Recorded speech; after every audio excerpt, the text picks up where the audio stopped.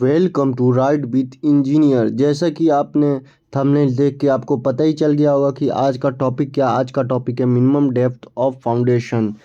जैसा कि हम लोग जान रहे हैं आजकल हमें घरों की ज़रूरत बहुत ज़्यादा पड़ रही है, तो हम लोग घर बनाते हैं। लेकिन सबसे ज़्यादा जो घर बनाते समय कन्फ्यूजन होता है वो होता है फुटिंग की डेप्थ।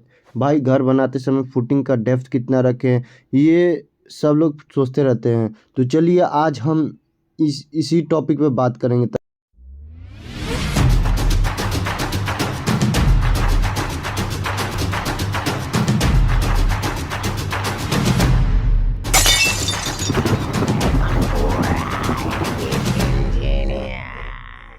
डेप्थ ऑफ फाउंडेशन निकालने से पहले हमें सॉइल की बियरिंग कैपेसिटी को निकालना रहता है।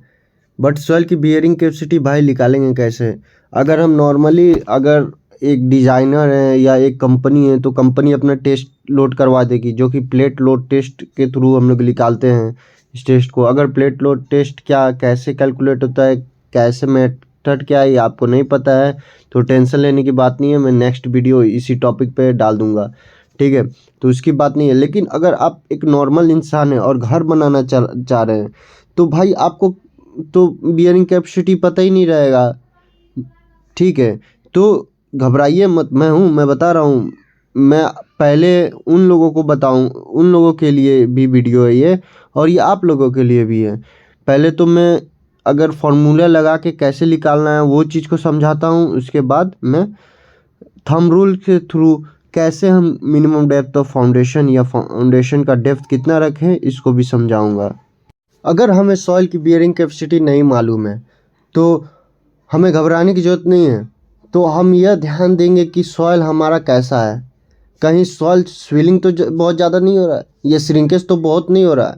इस कंडीशन में तो फिर यार हमें डिजाइनर की ज़रूरत पड़ेगी, क्योंकि सॉइल की बियरिंग कैपेसिटी हमको कंपलसरी हो जा रहा है। बट अगर ऐसा कुछ एरिया है जहाँ पे ये सब चीज़ें नहीं हैं, जो इन फ्यूचर स्विलिंग या श्रिंकेज नहीं करेंगे, यानी जो पानी से फूल जाते हैं या श्रिंक हो जाते हैं, सिकुड़ जाता है सॉइल, अगर ऐसा मिट्टी नहीं है तो इस मिट्टी पे आप भी नॉर्मली अपना घर अपने से डिज़ाइन करके डाल सकते हैं, ठीक है? बस हमें वाटर वहाँ उस एरिया की ग्राउंड वाटर लेवल हमको पता होना चाहिए। बस इस बात का ध्यान रखना चाहिए कि अगर हमारा फाउंडेशन किसी भी पुराने एग्जिस्टिंग फाउंडेशन के डेप्थ से ज़्यादा अगर आता है तो हमें ध्यान देना चाहिए कि पुराना फाउंडेशन जो है हमें उसका प्रेशर पल्प तो कहीं नए फाउंडेशन के ऊपर तो नहीं ना आ रहा है। ऐसा तो नहीं ना उसका भी लोड हमारे फाउंडेशन के ऊपर आ रहा है। बस ये चीज़ का ध्यान रखिए। अगर ऐसा है तो उससे डिस्टेंस को चेंज करिए, अगर ऐसा नहीं है तो फिर बेटर है। अगर आपके पास फुटिंग करने के लिए एरिया है तो बहुत बेटर है, अगर ऐसा नहीं है तो उसके लिए हम लोग दूसरा फुटिंग करते हैं, उसको भी हम वीडियो डाल सकते हैं अगर आपने कमेंट सेक्शन में रिक्वायरमेंट डाला तो। बात करें minimum depth of foundation Rankine formula से, तो फार्मूला ये है जो कि आप फिगर में देख पा रहे होंगे।